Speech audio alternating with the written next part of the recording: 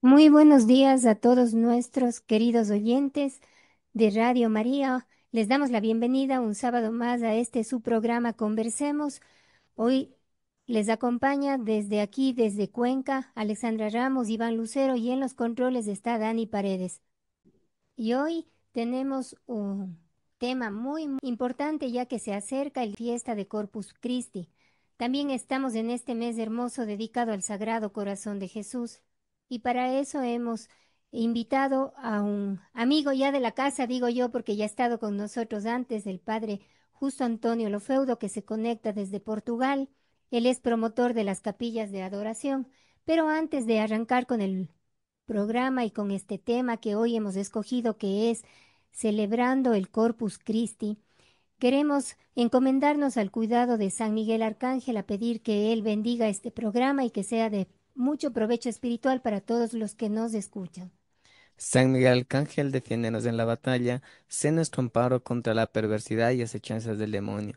Reprímele Dios, pedimos suplicantes. Y tú, príncipe de la milicia celestial, arroja al infierno con el divino poder a Satanás y a los demás espíritus malignos que andan por el mundo para la perdición de las almas.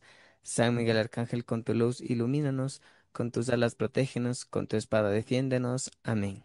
Amén. Hoy queremos tratar este hermoso tema que es la fiesta de Corpus Christi, celebrando Corpus Christi. Para eso queremos dar paso al Padre Justo. Le damos la bienvenida, Padre Justo. Buenos días para nuestros oyentes y buenas tardes para usted que está por allá, por el otro lado del océano.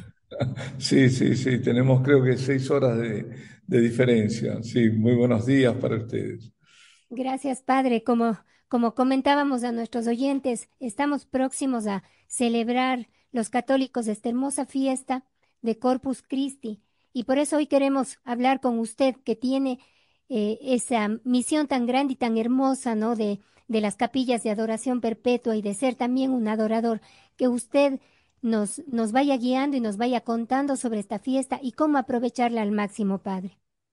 Bueno, con mucho gusto, es un gusto muy grande. Quizás pueda tener más tiempo del que te había dicho originalmente, que era 1 hora, ¿no? Eh, yo creo que va a dar quizás para más. Así que bueno, aquí estoy con mucho agradecimiento a ustedes, a toda la Radio María, que hace tanto, tanto bien en todo el mundo. Para mí fue tan importante cuando viví en Italia, tener Radio María a las 24 horas, es una maravilla. Así que, bueno, además mi ministerio, lo debería decir que es doble, es eucarístico y mariano, está sustentado por la Santísima Virgen. Así que me encuentro en casa. Bueno, y para hablar de algo que nos complace a todos y que sobre todo a nuestra madre especialmente la hace feliz. Hablemos de la solemnidad de Corpus Domini, así lo llaman sobre todo en Italia, o Corpus Christi, si cuerpo del Señor o cuerpo de Cristo. Y vemos cómo la Divina Providencia va concatenando los hechos, es como distintos eslabones de una misma cadena. Acontecimientos todos de orden sobrenatural. La Divina Providencia ha ido guiando a través del tiempo un itinerario que duró casi 60 años, ¿no? Hasta converger en determinado momento de la historia. Y entonces con un papa que al final instituye la, la fiesta para la Iglesia Universal. Pero bueno, vamos a ver cómo comienza todo. Comienza con una jovencita de unos 16 años. Allá vive en la zona de Lieja, de Bélgica sería hoy, ¿no? Es Bélgica. Y tiene una visión que ella no alcanza a interpretar. Y permanecerá ese misterio 3 años, hasta que ya ella, novicia, tenía unos 19 años, eh, conoce el significado porque el Señor se lo dice. Le está diciendo, bueno, le da a conocer el significado y gracias a la tenacidad de esta novicia que llegará a ser abadesa, logrará que al menos en una diócesis se apruebe la fiesta. Ha de morir sin ver aprobada la solemnidad, porque le faltaban los otros eslabones, estamos solo en el primero. Eh, Seguirá luego entonces en esta cadena con un milagro eucarístico, por eso el primer hecho sobrenatural ha sido estas visiones que tuvo ella. Luego un milagro eucarístico. y un papa que conocía a esta abadesa y conocía la revelación, y que interpreta ese milagro como un signo para establecer por bula, una bula, la fiesta de Corpus Christi a toda la iglesia. Bueno, ahora cuento los hechos con mayor detalle. La historia comienza con una revelación privada a esa jovencita que era Juliana. Juliana se llamaba, en el año 1191, cuando, como decía, tenía unos 16 años, que ve una luna llena en todo su esplendor y atravesada por una banda oscura.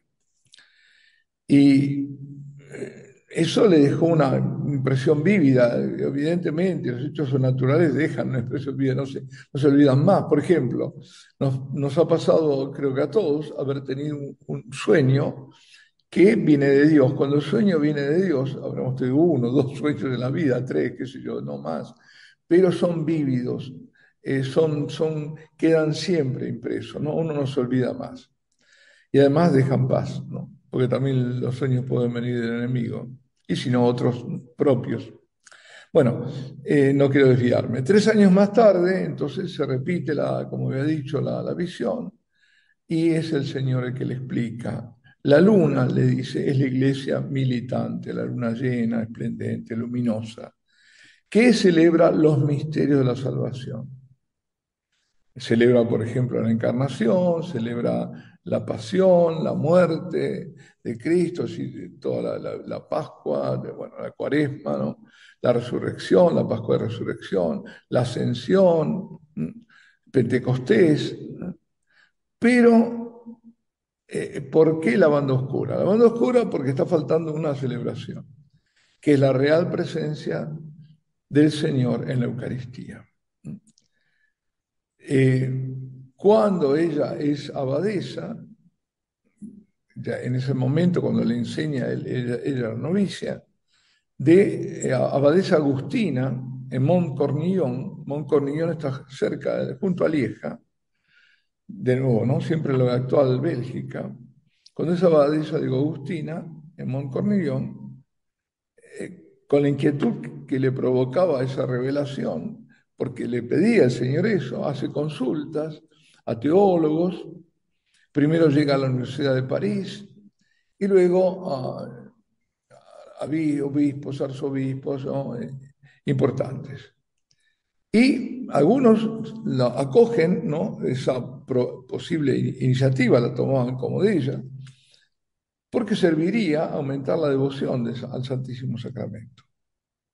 Pero otros en la iglesia se burlan, la calumnian, incluso la persiguen. Así son las cosas de Dios.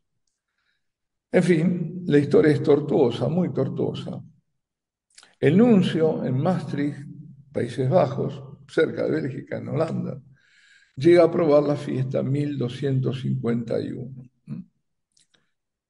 Juliana va a ser declarada santa en 1258, es decir, ya creo que el 51 ya había fallecido, ya no llegó a ver que se aprobase por lo menos en un lugar, todavía no era en la Iglesia Universal. Pero eso después, se aprobó la fiesta y quedó después en la nada, eso fue puntual, digamos. Así que Santa Juliana, ¿no? De Montcornillon. En la diócesis de Lieja, ya como digo, se había celebrado la fiesta en junio de 1247. Pero como ahí queda toda la nada. Hasta que asciende al solio pontificio, al papado, Urbano IV, que, como había dicho, estaba enterado de la revelación, del pedido del Señor, conocía, era de la zona, incluso él. Y entonces él sube al solio. Bueno, este es, digamos, otro eslabón, pero todavía no llegamos. Hay otro muy importante, que es el tercer, digamos, eslabón, que es un milagro eucarístico. ¿Qué había pasado? En 1263, un sacerdote de la Bohemia, de Praga justamente, la capital de la Bohemia, Pedro de Praga, así se lo conoce, tiene fuertes dudas acerca de la presencia real del Señor en la Eucaristía. y decide ir a Roma para rezar y para rezar frente a la tumba, a San Pedro, ¿no? Y en su viaje de regreso se detiene en Bolsena. Y ahí, celebrando la Santa Misa, en la consagración, es decir, todavía no se les veía, y las dudas había ido a Roma, pero no seguían en él.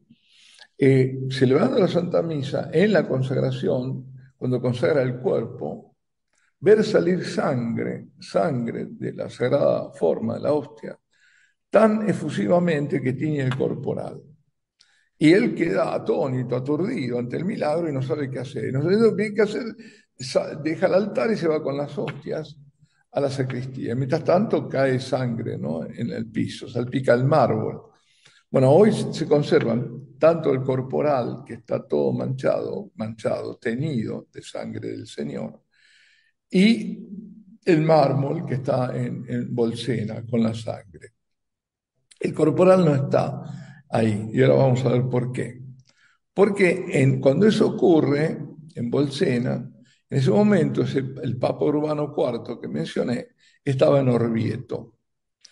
No me acuerdo cuál era el tema, por qué estaba en Orvieto, pero estaba en Orvieto. Y estaba también Santo Tomás de Aquino con él.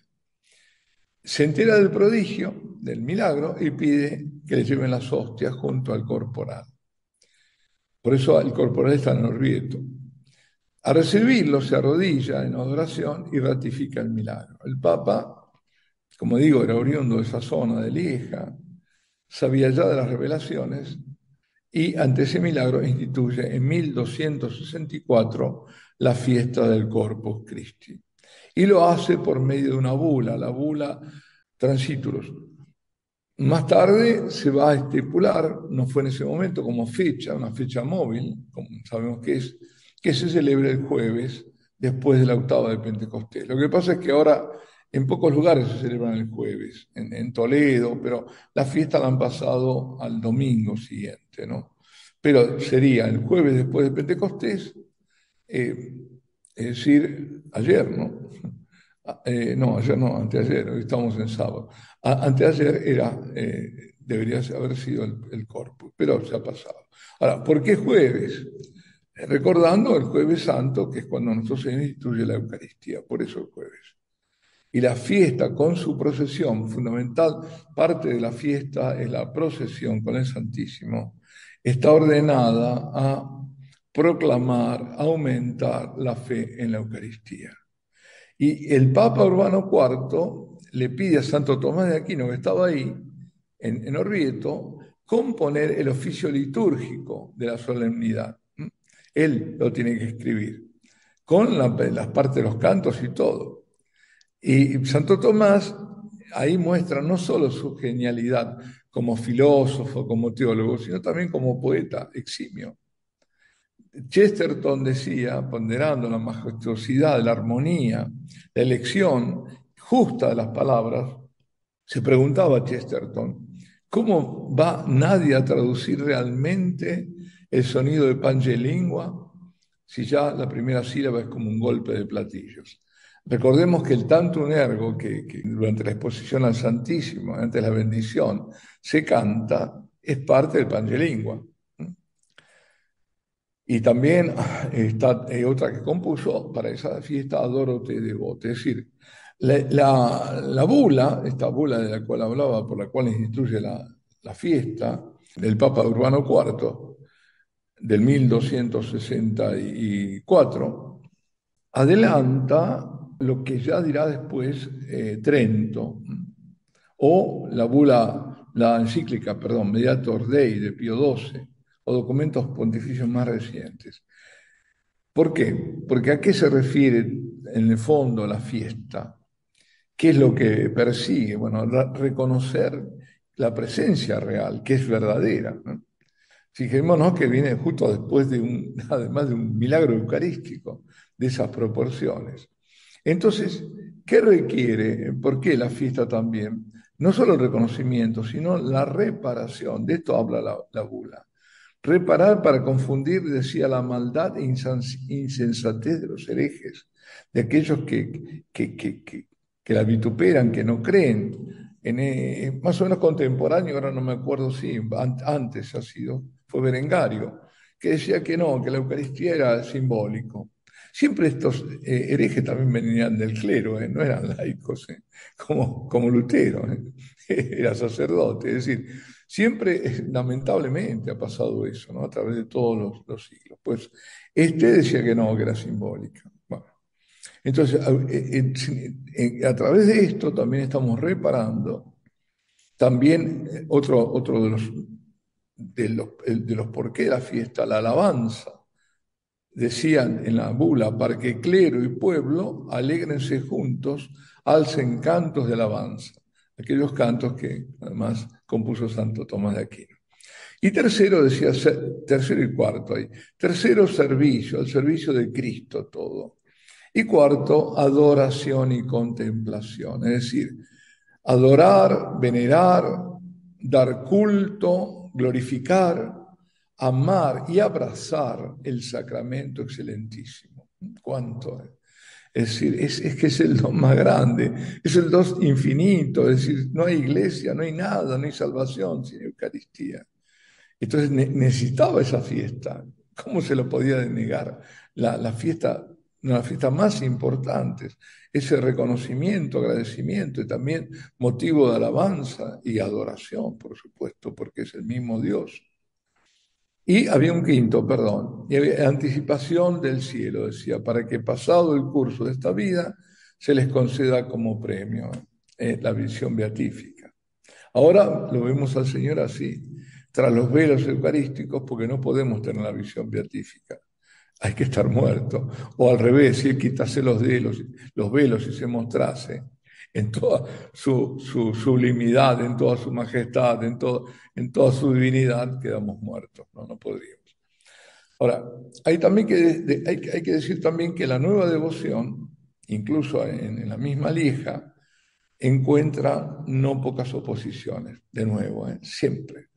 Es decir, el Señor está ahí y el Satanás está al lado, ¿no? Y ya desde el principio, aún ya impuesto por el Papa, oposición. Y Cabildo Catedralicio, por ejemplo, estima que ya basta la misa diaria para honrar el cuerpo eucarístico de Cristo. Les molesta. No, ya está, ya lo tenemos, ya lo tenemos. O cuando te dicen con apariciones verdaderas, que realmente como Fátima, ¿no? que son ya probadísimas. No, pero no nos hace falta, ya tenemos la escritura, ya tenemos todo. No. Si Dios habla no es para que tú no lo escuches o lo desprecies, porque Dios está hablando, por ejemplo, a través de la Virgen y con mensajes proféticos para alertarnos sobre nuestro tiempo, o para llamarnos a recordarnos a estas realidades, ¿no? Que las tenemos olvidadas. Así que, siguen el propio Cabildo de la Catedral de Lieja, la bula de 1224 permanece durante 50 años como letra muerta. Recepción nula, prácticamente.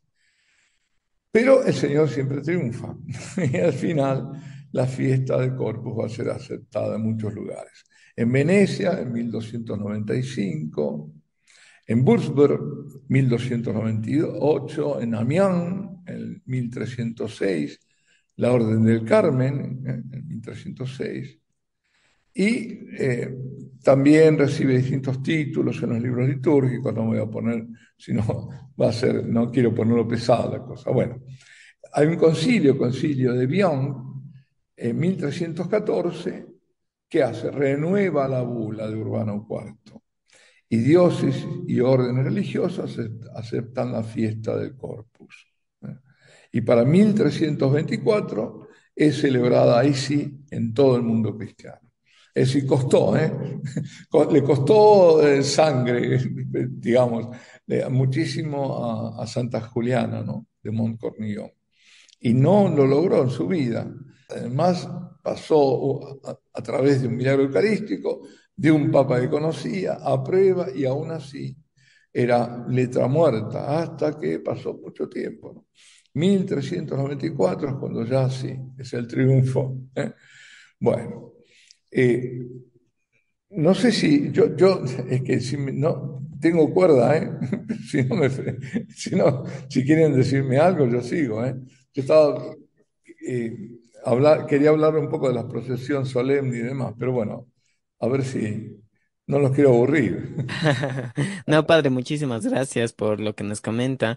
Qué lindo es conocer justamente esta historia, el origen, ¿no? de la fiesta y como usted menciona, ir mirando cómo el Señor, a pesar de ser todopoderoso, Él se vale de nosotros, de instrumentos pequeños y poco a poco a través de sus corazones va tocando y tocando y tocando para que nosotros podamos ir conociendo esta realidad que yo creo que a todos nos falta profundizar y a muchos conocer. Entonces, no, qué hermoso, padre. A mí me ha encantado particularmente conocer esta historia. No la había escuchado, la verdad, antes, así con esa profundidad.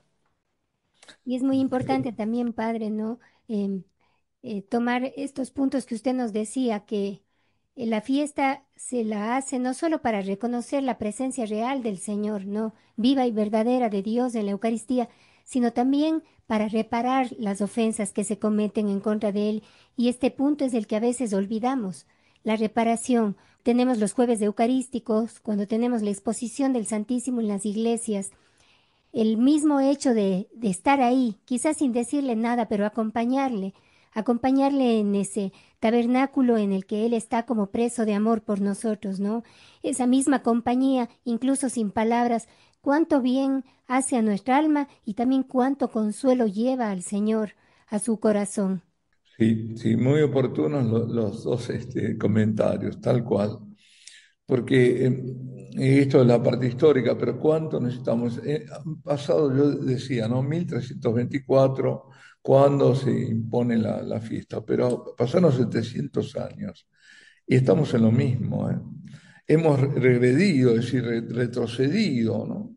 Se ha cosificado la Eucaristía y de una forma tremenda, se ha desacralizado en la celebración, en la forma de comulgar, en todo. Es decir, se ha perdido y hay que recuperar.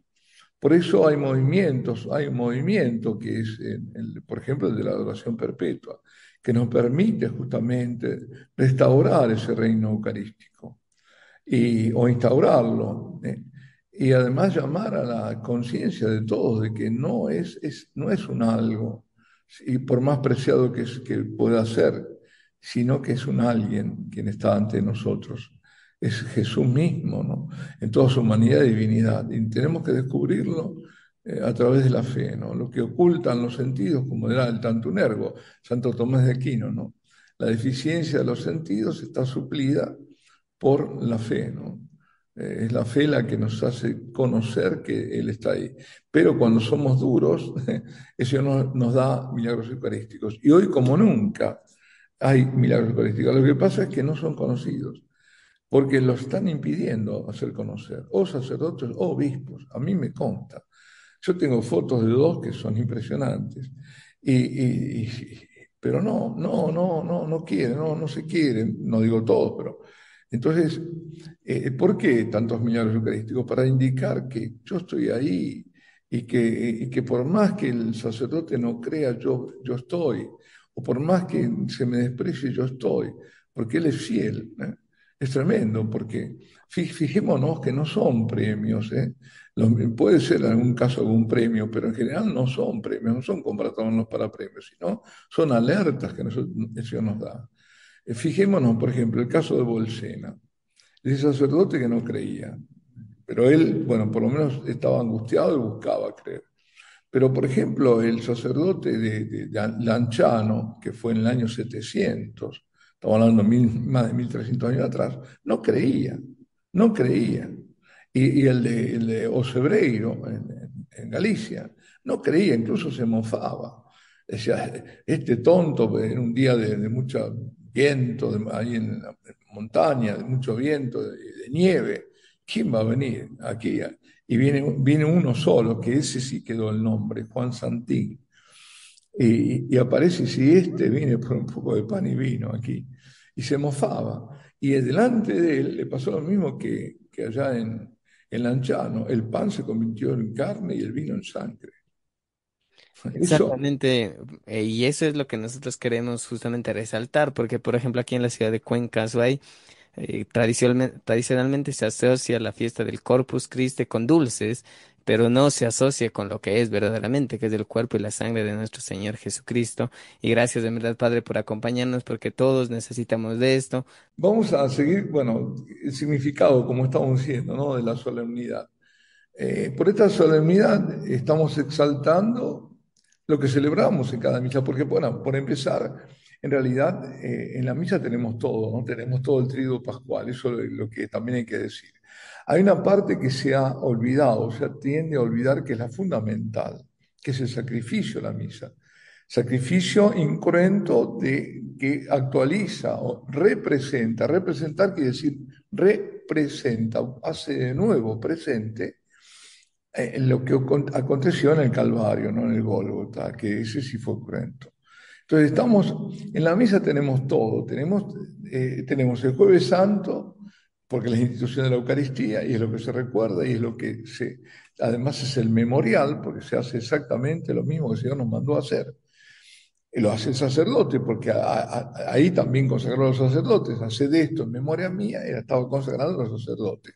Y los sacerdotes seguimos haciendo lo mismo en memoria suya.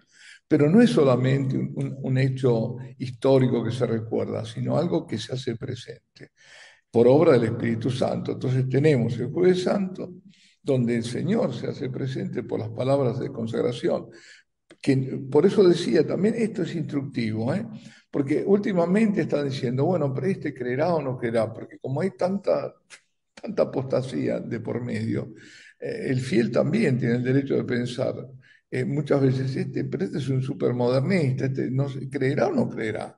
Bueno, mientras diga las palabras de la consagración y no las cambie, la consagración se hace presente. ¿Por qué? Porque está haciéndolo con la iglesia, según la iglesia. Él como miembro de la iglesia, por ser sacerdote, con mayor razón, digamos, o bueno, todos somos miembros de la iglesia por ser bautizados, pero él tiene una función muy especial. Tenemos los sacerdotes, ¿no? Estamos ungidos justamente para, en persona de Cristo, hacer presente a Él mismo. Nosotros prestamos nuestra voz, le prestamos nuestra intención, aunque a veces la voluntad no esté ahí. A eso voy. Estos milagros eucarísticos, gracias a Dios, y nunca mejor dicho, nos han puesto de manifiesto que aunque el sacerdote no crea, repito, basta con que diga las palabras de consagración, no las cambie y no las cambie, entonces se va a hacer presente. Si las cambia, no, no.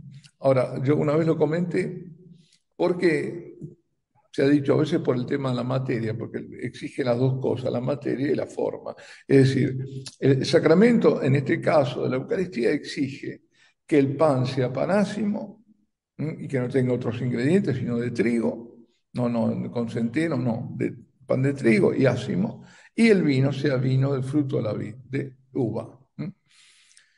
Si le ponen otras composiciones, ya no hay. Pero bueno, asumamos que son, porque generalmente son, rara vez puede ocurrir.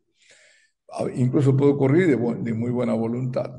Bueno, yo no sé, ahí se puede discutir si la iglesia suple o no, si la iglesia suple. Si hay buena voluntad, yo creo que sí, Dios está por encima de todo eso. Y, bueno. Pero, digamos, lo importante es que las palabras sean. Ahora, ¿qué ocurre si las palabras no son? Porque muchas veces ha ocurrido, eso ha pasado. Por ejemplo, sobre todo en la consagración del vino, ¿no? Cuando dice, el sacerdote está consagrando y dice, derramada esa sangre, ¿no? Derramada por vosotros o por ustedes, depende si lo decimos en España, en español, en Latinoamérica es ustedes, o Hispanoamérica ustedes, por ustedes y por todos. En general, ahora en España y creo que en todas las conferencias episcopales de Hispanoamérica se cambió el todo por muchos, que es lo que corresponde, porque en latín es pro multis, así que lo que corresponde es que es por muchos, no por todos. Ahora, hay que decir entonces, si alguien dice por todos, o como decían algunos, por todos y todas, eso es una aberración, o por todas las personas, ya ahí no hay consagración. Ha cambiado la rúbrica, lo que está ahí, el libro, lo que dice el libro litúrgico, el misal, lo ha cambiado, entonces no puede. Entonces, en ese caso, ¿qué pasa? ¿No hay misa? No, no hay misa. ¿Hay Eucaristía? Sí, hay Eucaristía. ¿Por qué? Porque si dijo las palabras correctas cuando consagró el pan sí fue transformado, transustanciado en el cuerpo del Señor, pero el vino no, porque dijo otra cosa. Para que haya misa, las dos especies, pan y vino, tienen que ser consagradas en el mismo acto. Pero sin embargo ha consagrado el pan. Por lo tanto, si le da la comunión a las personas, no van a tener misa, pero van a tener comunión verdadera, porque es un poco complicado aparentemente, pero es así. Es decir, yo no puedo cambiar. Por ejemplo, aquí, bueno, en Portugal, es por todos todavía, no han cambiado, no, está equivocado, bueno, pero es así. Y el Señor respeta lo que dice la iglesia en ese lugar. Entonces, si yo cambio y digo, no por todos, sino por muchos, aunque sea lo correcto, no estoy consagrando el vino. Entonces, ¿qué puedo hacer? ¿Cómo puedo zafar si yo sé que no es por todos, sino por muchos? Bueno, la forma de hacerlo es que yo consagre en latín. Entonces en latín ya no hay más problema. En latín ya eso es fijo. Y digo promultis y se acabó. Bueno, esto lo digo así al pasar. Pero lo que quiero decir, a ver, si no nos vamos a perder. Estaba diciendo que tenemos todo en la misa. Tenemos el Jueves Santo, porque es la institución de la Eucaristía. Tenemos el Viernes Santo, porque es el sacrificio. ¿Eh? Esta sangre derramada, este cuerpo entregado, entregado a un sacrificio, derramada en la cruz, y bueno, en toda la pasión, comienza a derramarla en el Getsemaní, ¿no? Sudaba sangre, pero esa sangre derramada en el sacrificio, todo el sacrificio está ahí. Y luego está Cristo resucitado, es decir, cuando se parte, ¿no? Ya, ahí es cuando se produce el sacrificio, ¿no? Se completa, se parte la hostia, pero luego el Señor resucita y cuando se vuelven a introducir el pedacito de hostia en el cáliz, eso simboliza la resurrección del Señor. Y recibimos a Cristo total y glorificado y todo. Entonces tenemos todo, absolutamente todo. Y de eso no, a veces somos conscientes. O a veces estas herejías no celebran el sacrificio, sino simplemente un Cristo resucitado, como si no hubiera pasado por la pasión. Justamente es la pasión y muerte y resurrección es el corazón de nuestra salvación. La redención se produce por eso, ¿no es cierto?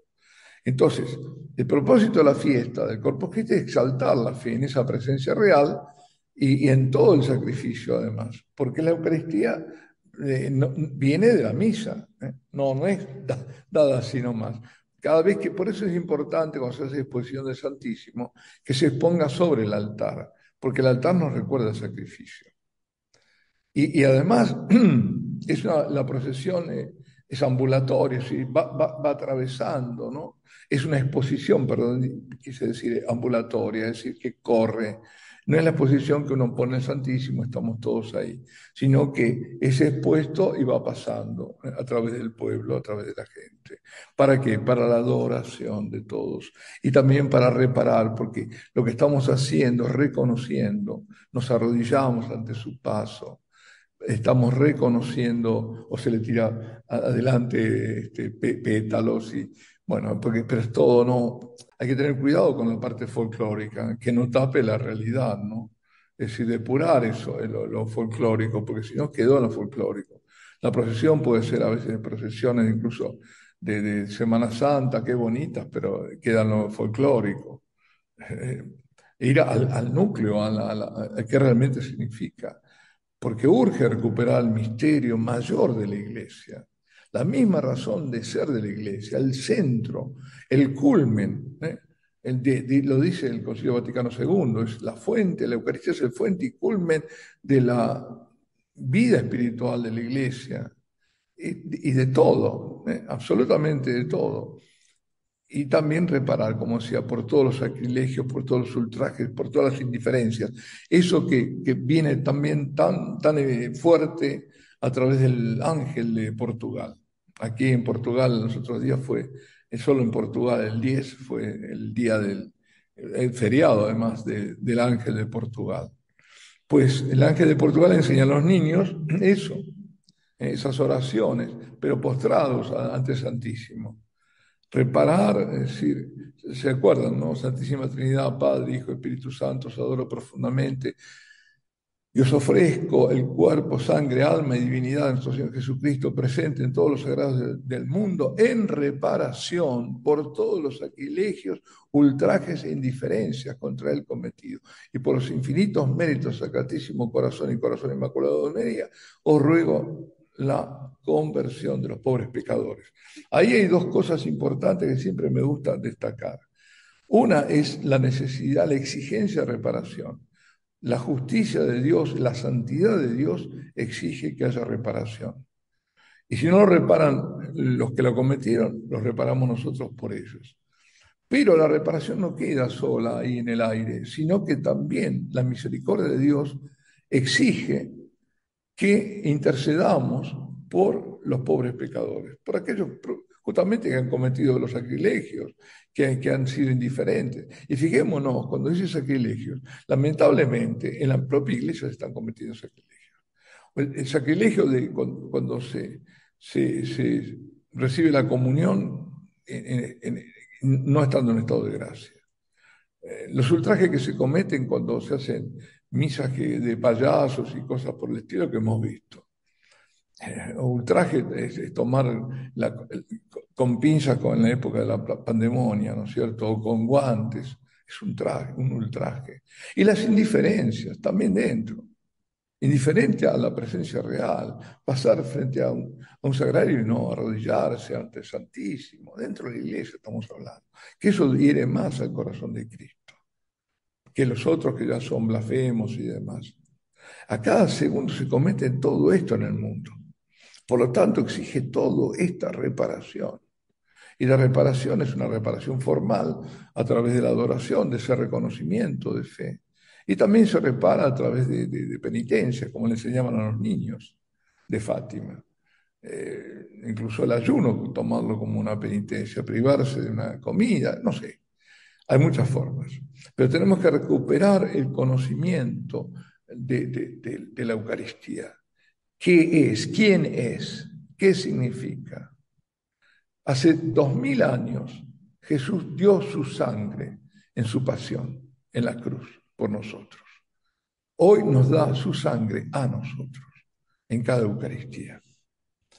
Y la Eucaristía ha sido dada para ser celebrada, para ser contemplada en adoración. Por eso esto también nos enseña la contemplación y la adoración.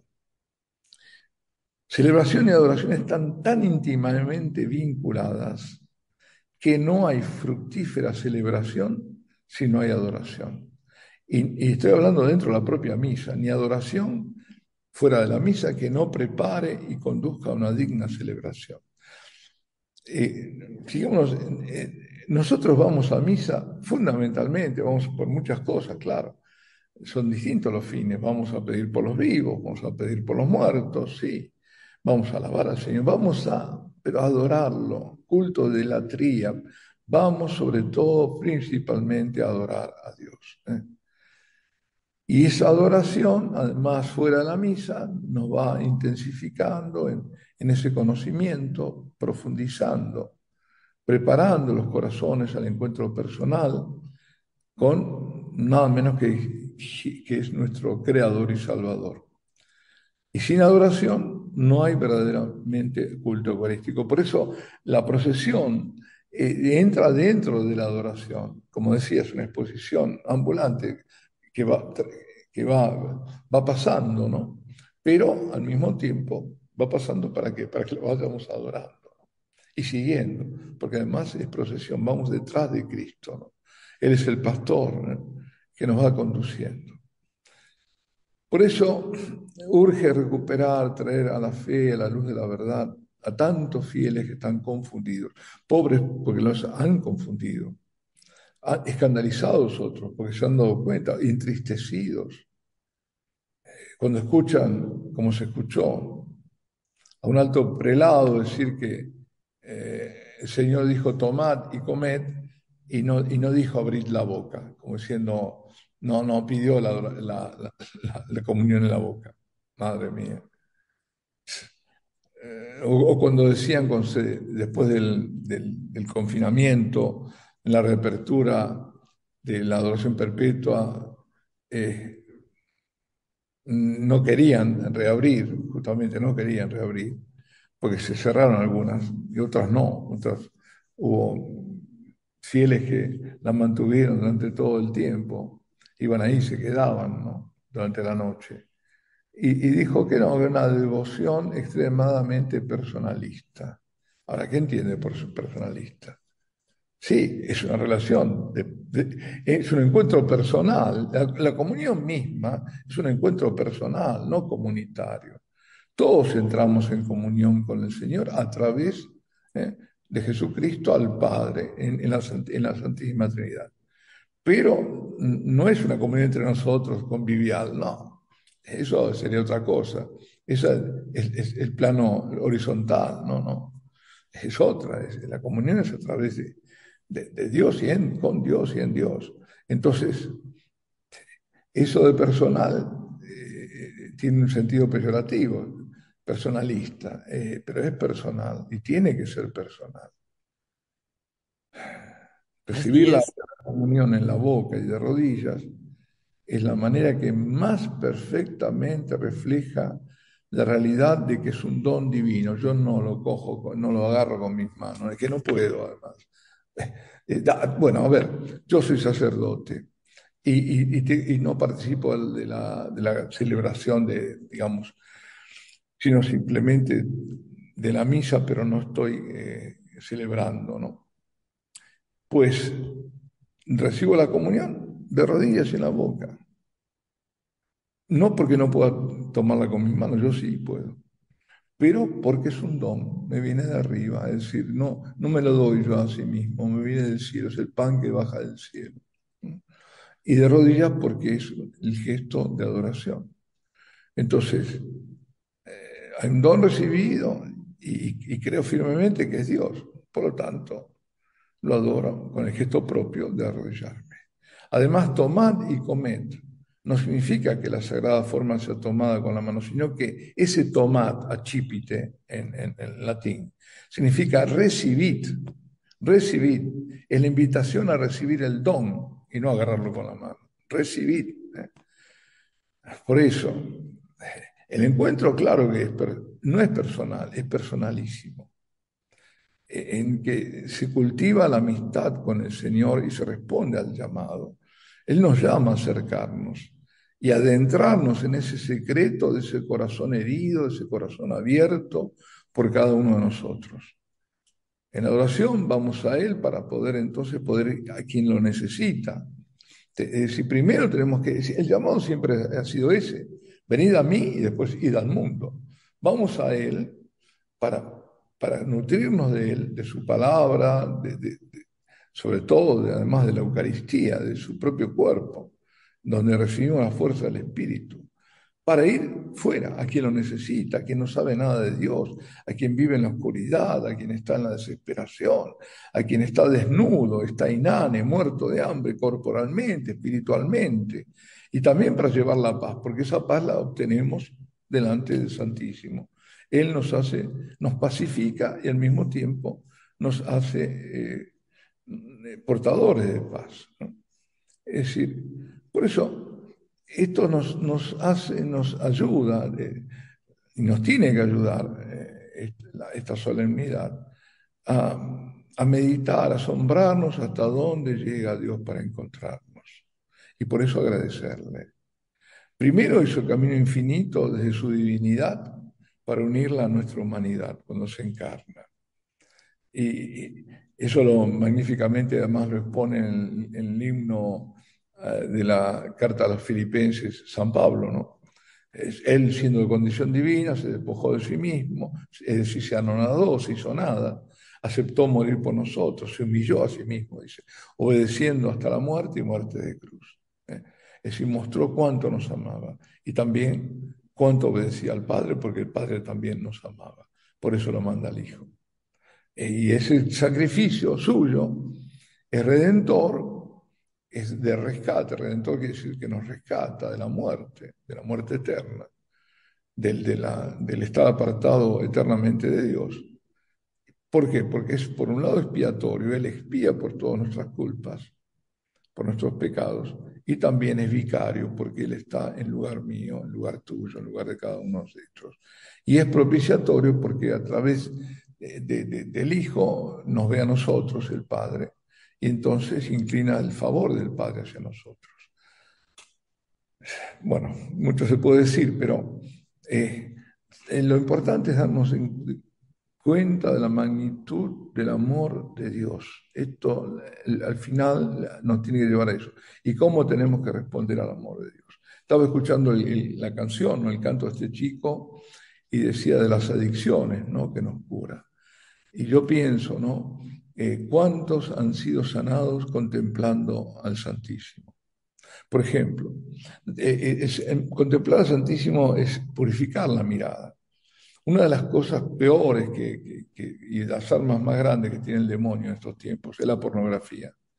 Entonces, esos ojos que vieron esas inmundicias tienen que ser purificados mirando al Santísimo, dejando de mirar lo otro, pero mirando al Santísimo, que te dará la fuerza para quitarte esa terrible adicción que es tan tremenda o peor que la droga. Y otros drogadictos. Hay una comunidad que se llama Eucharistein, del padre Nicolás Butet, suizo, que fue diputado, fue de todo, jurisconsulto, dejó todo, se hizo ermitaño, después fundó esta comunidad. Y es Eucaristía, la Eucaristía, es decir, la terapia eucarística, la terapia de Cristo. Y contaba el caso, y con eso lo digo, un chico cocainómano, ya terriblemente, y con heroína también, creo, y curado en una noche dice que no daba más, ya se retorcía, ¿no? Pero igual se aguantó la noche, él estuvo al lado de él todo el tiempo, adorando al Santísimo, y ahí el Señor lo sanó. Así que no podemos ir tanto, pero bueno, Dios el Padre, ¿no? Ante esa humillación, esa kenosis, se dice, ese bajamiento del Hijo, ¿no? Del Verbo eterno haciéndose hombre y muriendo en la ignominia de la cruz, Dios lo exalta, le da el nombre sobre todo nombre, para que al nombre de Jesús toda rodilla se doble en adoración, en el cielo, en la tierra y en los abismos. El que no quiera arrodillarse, cuando se niega arrodillarse, lo niegan directamente. Dar ese gesto que merece el Señor, porque es de adoración, pues que sepa que en el infierno, mal que les pese, se tienen que arrodillar. Aunque en la Edad Media se hace una representación del diablo con las rodillas hacia atrás, o sin rodillas, como siendo el rebelde, ¿no? Que no quiere arrodillarse ante Dios. Pero deben doblarse las rodillas ante el Rey de Reyes, ante el Señor de Señores, presente en la Eucaristía. Así es, Padre. Sí, dime. Y justamente, Padre, eh, en este mundo, como usted decía antes, ¿no? El mundo en el que nos está llevando y enseñando a rechazar el dolor. Sí, por eso no se quiere ver a ese Jesús en la cruz, a ese Jesús sufriendo su pasión. Y obviamente la resurrección es el culmen de esa pasión de nuestro Señor, pero no podemos negar todo ese camino de dolor que Él sufrió por amor a nosotros. Y a veces queremos nosotros humanos saltarnos de eso, ¿no? Rechazamos el dolor, queremos tener una vida y muchas veces decimos, es que Dios ya murió en la cruz por mí y por eso rechazamos el dolor. Pero ¿quiénes somos nosotros para querer tener la vida eterna sin haber probado un poquito de ese dolor que nuestro Señor vivió también en su pasión y en su muerte, ¿no? Hay mucho de qué hablar, como usted lo decía, Padre, y es imposible no hablar de María. Si hablamos de Jesús tenemos que hablar de María. Entonces quisiéramos conversar con usted y que nos diga cómo aprovechamos y vivimos al máximo esta fiesta de Corpus Christi de la mano de María. Bueno, yo diría que más de la mano de María, del corazón de María, ¿no? Todo eso que lo vivió tanto ella. Y hubo ahora el Santo Padre no me acuerdo exacta la frase, ¿no? Pero en la celebración de María, Madre de la Iglesia, el día segundo después de Pentecostés, el lunes, ¿no? Dijo algo que fue como una semillita para mí del reconocimiento de María Corredentora, porque mencionó la Virgen, ¿no? Cuando las palabras del Hijo la atraviesan también, porque no solo la espada de dolor la atraviesan las palabras del Hijo, cuando la hace madre, madre de todos. Es decir, hay un salto, dice él, y claro, hay un salto enorme, infinito, de lo que era a lo que a partir de ese momento es madre de todos. Y en esa maternidad es a través del sacrificio del Hijo. En ese momento ella es revestida de esa maternidad. La que era madre de Dios, a partir de ese momento es madre nuestra. Dos grandes títulos, dos enormes títulos, que ella le gusta resaltar. Me acuerdo, Garabandal hacía que, por lo menos privadamente, personalmente, ¿no?, se dijera Madre de Dios y Madre nuestra en la Ave María. Porque es así, porque Madre nuestra, pero Madre nuestra, ¿por qué? Por mérito. Hay, a ver, hasta ahora todos los, digamos, los cuatro dogmas marianos tienen que ver con los privilegios y prerrogativas de la Virgen, aunque significan participación de ella, sobre todo la asunción, ¿no? Pero le viene dado como gracia especialísima el ser inmaculada en su concepción, le viene dado el ser madre de Dios, maternidad, y la virginidad perpetua, claro, y no parte suya, claro, por supuesto, pero era virgen antes del parto, durante el parto y después del parto. Después del parto sí, es ella, ¿no? Pero los otros son privilegios, prerrogativas, ¿no? De haber tenido un parto de Jesús, un parto virginal, el parto de Jesús. Ahora bien, falta falta el quinto dogma. ¿Por qué? Porque el quinto dogma de corredención significa la participación de ella en la obra de salvación. Y justamente esa participación que tiene un primer acto, se va desarrollando, es un drama que tiene un primer acto, que es su sí en anunciación, su aceptación incondicional a Dios, pues tiene un último acto que se prolonga, no termina, ahí no cae el telón, como en las obras, pero sí es un último acto que es en la cruz. Ese sí definitivo en la cruz, ese sí que empezó a dar en la anunciación, aceptando ser la madre del Hijo del Altísimo, y ahí en la cruz, al pie de la cruz, da ese sí. Es decir, acepta el sacrificio del Hijo, ofrece al Hijo al Padre y se ofrece a sí misma. Es decir, es perfecto.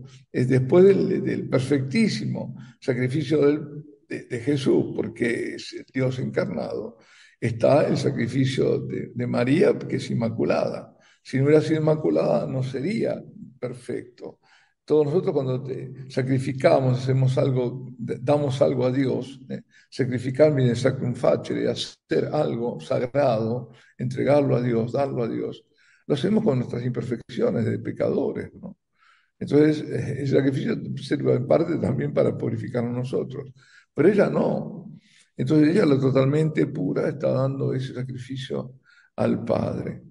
Y eso está presente en la Eucaristía en forma misteriosa, porque todo lo que hizo Jesús durante su pasión, y sobre todo ese momento culminante, crucial, nunca mejor dicho, porque es de la cruz, está ella presente, ahí está ella, dando al Padre, dando su Hijo a nosotros también, ¿no? Así que por eso se le puede decir que Madre del Santísimo Sacramento, ¿no? en cierto modo, ¿no? Que es que dicho sea de paso, viene de los sacramentinos, de San Pier Giuliano Aymar. Y el día de que se celebra, no, nadie, no se imaginan cuál es, el 13 de mayo. La Virgen llega a Fátima el día de Nuestra Señora Santísimo Sacramento, preparada 1 o 2 años antes a través de las apariciones del ángel que es todo eucarístico. Así que, ¿cómo no entrelazar las dos? María sin la Eucaristía no sería María, ni la Eucaristía sin María. Si le faltara la dimensión mariana, perdemos todo. Por eso también ven que los protestantes no creen en la Eucaristía y tienen, ¿por qué? Porque tienen el efecto mariano. Es decir, son hermanos, pero incompletos, y nosotros queremos que sean hermanos totales. Nosotros no los despreciamos, sino que los queremos. Somos cristianos, participamos en la misma fe, pero no totalmente completa. Yo los invitaría a los hermanos. La vez pasada hice un programa con un joven, con un chico, bueno, para mí todos son chicos ahora, con la edad, pero español, que viene de ser protestante, de ser evangelista, que evangélico, como se llama, y tiene un programa que es escuchado por los protestantes, entonces hablaba para ellos también, ¿no? Y la invitación es a hacer a ver, si somos y creemos en el Espíritu Santo, sobre todo los pentecostales también, ¿no? Que tanto lo invocan, pues abrirnos al Espíritu sin prejuicios. Suelo decir esto, ¿no? Como imagen. Dios es la luz, digamos, el Espíritu Santo es luz, ¿no? Y el Espíritu Santo da la luz en la medida en que nosotros la recibamos. Pero si yo le pongo a la luz una pantalla, en esa pantalla no va a haber luz, va a haber sombra. Entonces, ¿cuáles son las pantallas que se pueden poner? Los prejuicios. Muchas otras pantallas podemos ponerles, ¿no? Pero si yo ya de antemano creo que María es solo la madre de Cristo y basta, y que no fue siempre virgen y demás, y bueno, tengo ese prejuicio de que los tienen los protestantes, lamentablemente. Entonces, claro, no se van a manifestar, pero dejen que ábranse el espíritu, van a ver que les va a pasar lo de Isabel. Isabel, ¿qué dijo cuando fue a visitar? Apenas la saludó María, llegó en ella el Espíritu y dijo, ¿quién era María? ¿Quién soy yo para que la madre de mi Señor venga a visitarme? Entonces, la madre de nuestro Señor siguió visitándonos en Fátima, iba a decir en Cuenca, en Cajas. Muchas gracias, Padre Justo, por haber aceptado esta invitación y por compartir tanto sobre esta fiesta del Corpus Christi. Muchas gracias, Padre Justo, que Dios le bendiga y gracias por todo lo que hace por la iglesia y por las almas. Bueno, muchas gracias por la invitación y por todos los que han escuchado y han participado. Padre, si podemos terminar con su bendición, por favor. Claro, invocando a María Santísima, la Madre de nuestro Señor y Madre nuestra. Los bendigo en el nombre del Padre y del Hijo y del Espíritu Santo. Amén.